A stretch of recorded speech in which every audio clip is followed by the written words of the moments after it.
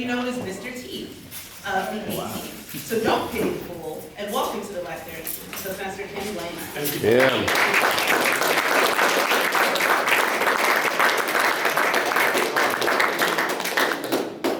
I'm going to do a little something different today. I'm not going to give each a different question. I'm giving you one question. Everybody answers it, but you'll all have a different answer, I'm sure. Tell us about your celebrity sighting. Now, by celebrity, I mean any person reasonably well enough to be listed on Wikipedia. And if you saw them in person, on stage, or with whom you had direct contact, such as an introduction, handshake, autograph, or photo. And if you have no sightings to which to tell us about, then tell us about celebrities you'd like to meet. So tell us your celebrity sighting, Lonnie Fowler. Good morning, Toastmasters. I mean, Well, that's an easy one. Football season is around the corner. And I actually have the luxury. I'm a diehard Bears fan, by the way. The Bears. The Bears. Sorry. So I got to meet Mike Ditka, Iron Mike. Does anyone know who that is? So I was working at the hotel at the time, right before I moved to Florida, actually. And it was my day off, and I knew he was coming in for motivational speaking. So I made sure I bring out my miniature Bears helmet. Came in, went behind the front desk until he arrived. 10 minutes later, he shows up and asks, "Where's the convention area?" So he goes ahead and walks. By the way he talked, is Chief or parsimonious there. Now, so I followed him. I sort of stalked him. I was going upstairs, down. I say, "Hey, Ditka." I say, "Hey, can I get an autograph?" And I go to I can't use it here at Toastmasters. You need to go to the bathroom. So, had a little conversation. It was awesome. Thank you.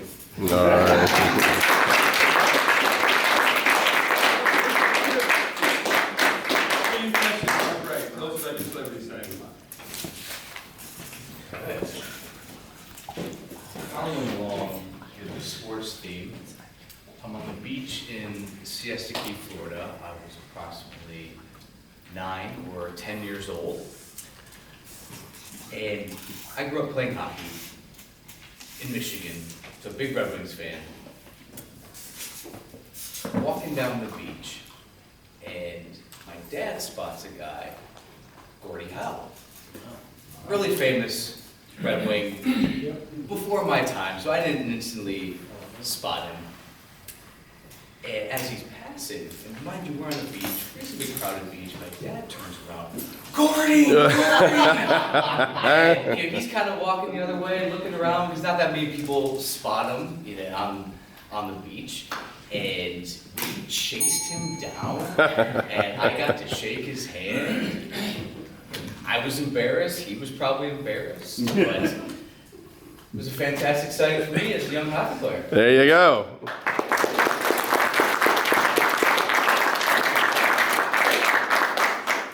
Charles Huckabee, same question.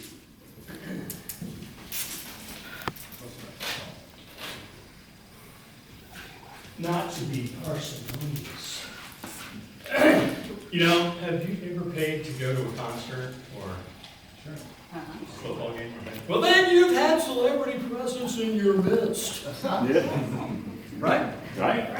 All right. I'm done. One of the most interesting things I went to was when the Super Bowl was in town. I think it was about 15 years ago in Tampa. They had the Gridiron Greats at a sporting clays range in Lakeland. And what is the cigar? Name some famous cigars. Corona. Rocky Top. No, the Fuente brothers. So the Fuentes, a friend of mine's wife was marketing director for this company, and they couldn't make it, so they gave us their tickets. And these tickets were 10 grand. So we got to go to the Gridiron Greats, where all these retired football players from the 70s and 80s. And the Gridiron Greats is like a retirement fund for old football players who played back in the day when you had no pads and you had leather helmets and you got busted up, and there was no retirement fund. You certainly didn't get $20 million a year. And I'm not done yet. Turn that red light off. I'm done. Thank you. Nadine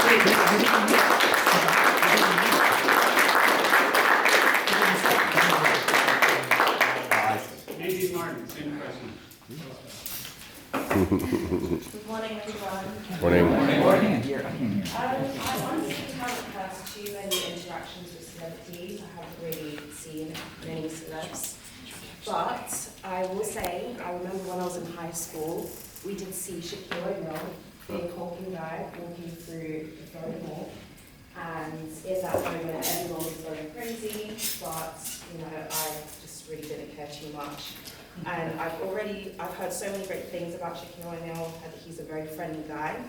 But in that moment, he was pretty parsimonious in his time and refused to take many pictures. Thanks. Aw, good job.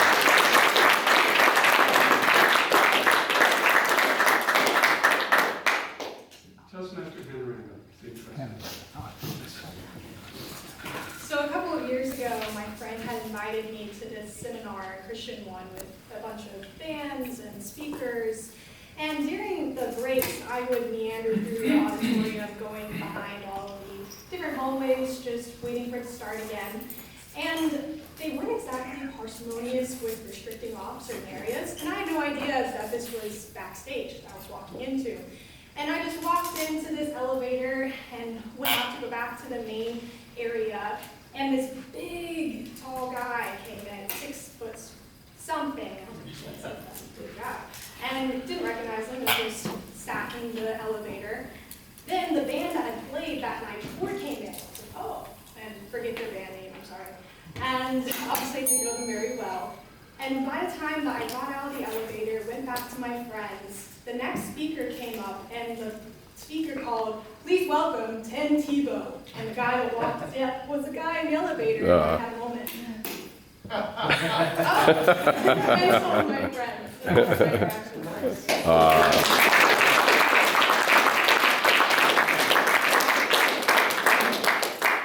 Toastmaster PTM, William Smith.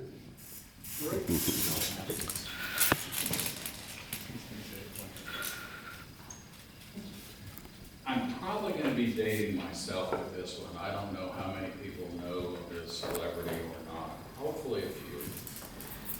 My family vacations growing up were usually parsimonious in that I was one of 5 kids. So it was a lot to haul the brood anywhere.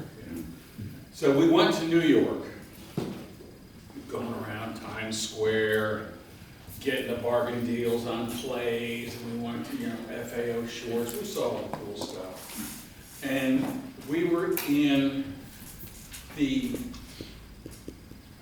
Empire State Building, and my dad was talking to my mom, he was, look, I can't believe it's her. And I'm this big. I look over, and I didn't know who she was. But she was drop dead gorgeous. I knew that. And my dad said, "I want to introduce you to my son, Miss Loren." Whoa. So here's Sophia Loren in all her pulchritudinous glory, talking to this 10-year-old kid, and I just melted. I got a red light.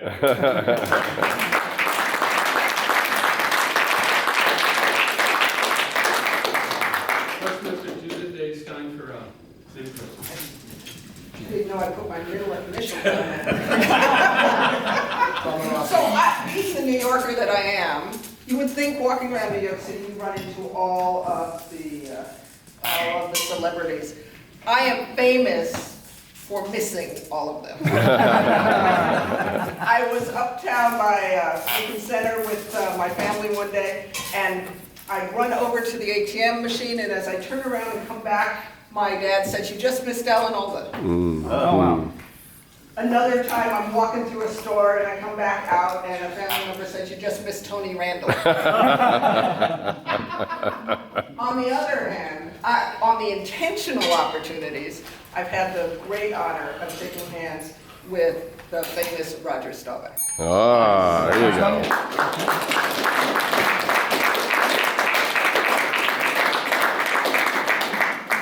Captain Mosher, the Clay, same question. Indeed. Morning, everyone. Morning. Flying everywhere is really great for meeting celebrities because, you know, they're flying to the airport too. Sometimes I get upgraded to first class, which ups the ante to running into celebrities. My latest celebrity sighting was, I was standing in line, flying to Detroit, and this guy with his fedora was sort of behind me. We were standing in line, we're like, well, we're both gonna get on the plane. You know, he said, okay, stand right there. So we get on, and he's sitting behind me, and along with his wife and his children, and I'm going, we were all wearing masks at the time. So I'm like, I know that guy, I know his eyes, who is he? So I keep playing back movies in my head, and the thing that comes up is 90s, Hunt for Red October. Courtney Vance, the guy who was the radar man, he's on Law and Order.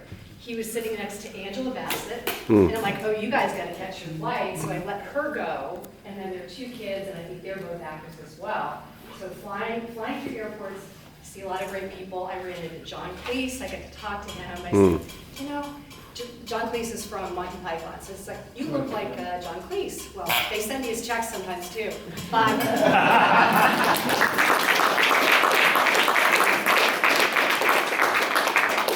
Allison Richards, same question. same question. Okay. Good morning, everyone. Morning. Welcome back. Good morning, everyone. Morning. Senior year of college, I had the opportunity to go on my dad's sales trip to Cancun, Mexico. I went to school in Virginia, drove down to Raleigh-Durham Airport, flew to Cancun.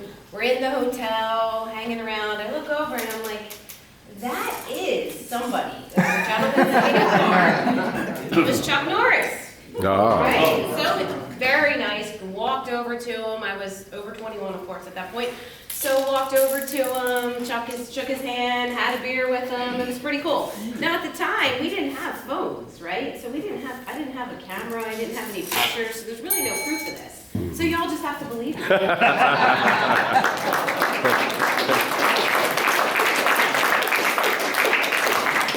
WPTM Carson Shaver. Carson.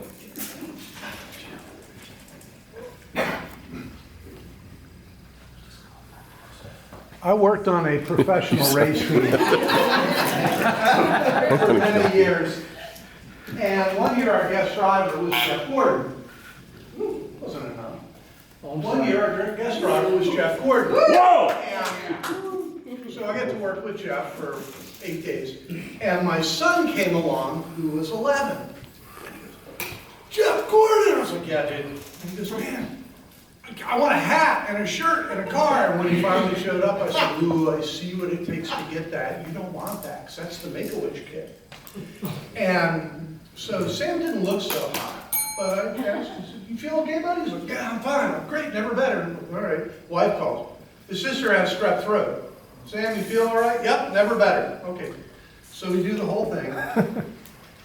He gets in the car at the very end and goes, oh, I feel horrible. I feel he's 1,000,000 degrees. And he had a picture of him wearing Jeff's helmet that he went to school. And his teachers told him if he missed the Daytona 500 that he would fail their class.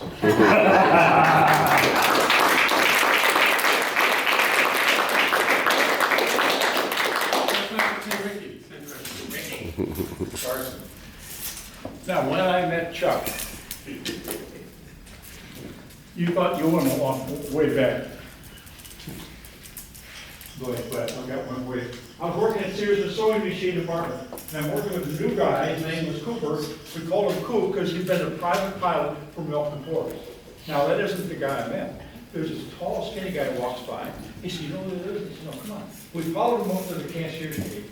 He does his business, he turns around and says, hey, Coop, how you been? How you doing? Chuck, they're talking. Well, I'm sorry, Tim. I'm Charles Lindbergh. Did anybody know who he is? Yeah.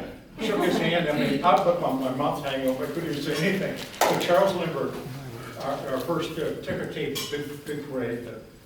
That's about all I can say for the moment.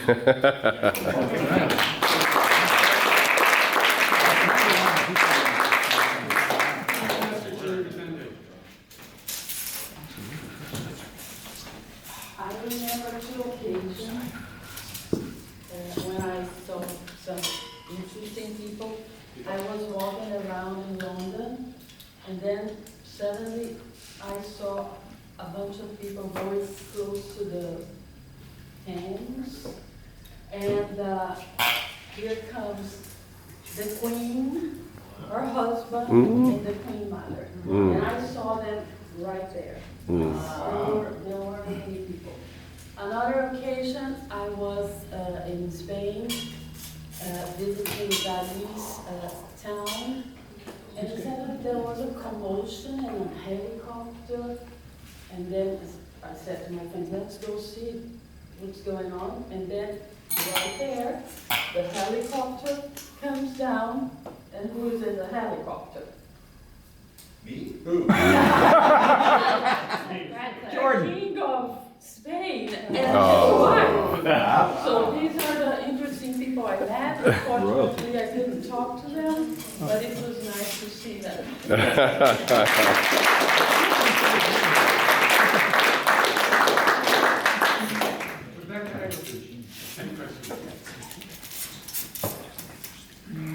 Good morning. Good morning. So I was very fortunate to meet Brad Pitt. I had a property that I developed and owned in Anguilla called Elsmere, and I was fortunate to meet several celebrities, but he was one of the early ones, and I was incredibly excited because I really loved Brad Pitt. And I got a call that he was interested in purchasing some of the items that he had seen in the villa. So I had an Altamere collection, and he could buy certain things that you liked. So I met with him, and he ordered some of the plates and some of these special teacups, and I thought to myself, wow, he's going to have some of the Altamere collection in his home. I don't know what happened to it in the divorce. But I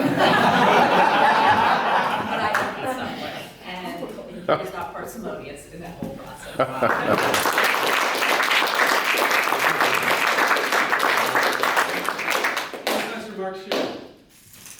All right. Morning, fellow Toastmasters. Good morning. Yes. So, like many of you, I think that traveling has an opportunity to meet celebrities. And if you're going to meet celebrities, geez, I want to meet an attractive. What about Halle Berry. Halle Berry. Thank you. I got distracted there of her beauty. But I tell you, there are some ladies. How about Clint Eastwood? Ooh. Who do you think is attractive? Anyone?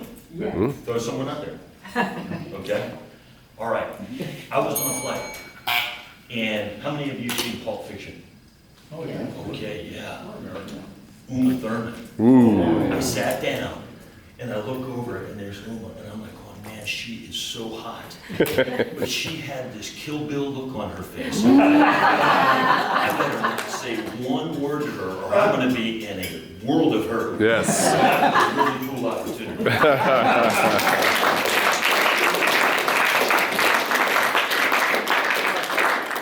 Toastmaster DTM 5. Oh, sorry. ATM. ATM. Thank you very much, Mr. Toastmaster.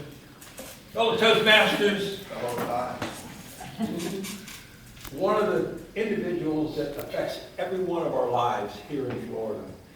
I happen to be fortunate enough to be seated on the front row when our governor signed into law a bill that made it more strict and stiffened the penalty for child abusers. I'm talking about none other than Governor Ron DeSantis. And whether you like him or whether you don't, whether you're going to vote for him for re-election as governor, or whether you're going to vote for him for president, that makes little difference with what difference he's made in all of our lives. We came back from the pandemic like no other state in the union. And I'll tell you what, we enjoy a lifestyle today that so many other people in other states do. Well, when I was there just a couple months ago and saw him sign into law that bill, afterwards I had to shake his hand and say a few words to him. He didn't say anything to me, but I said, and that was my experience.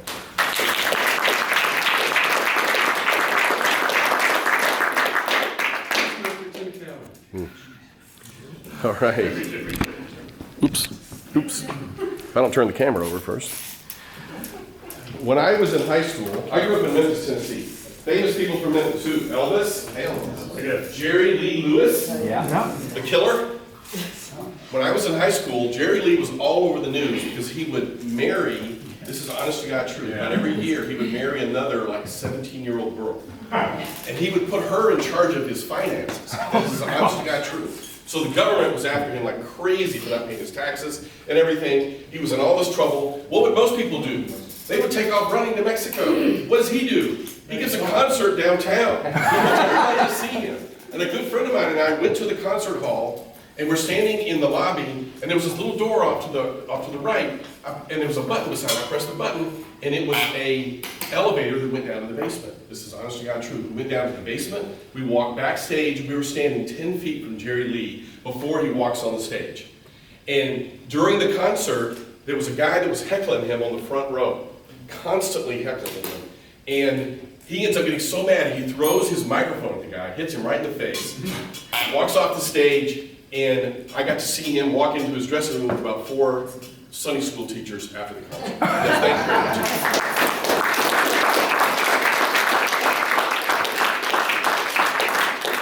That's all we have time for comments. Did everyone qualify? Everybody qualified. All right. So vote for 2 and take a 2-minute break. Yeah.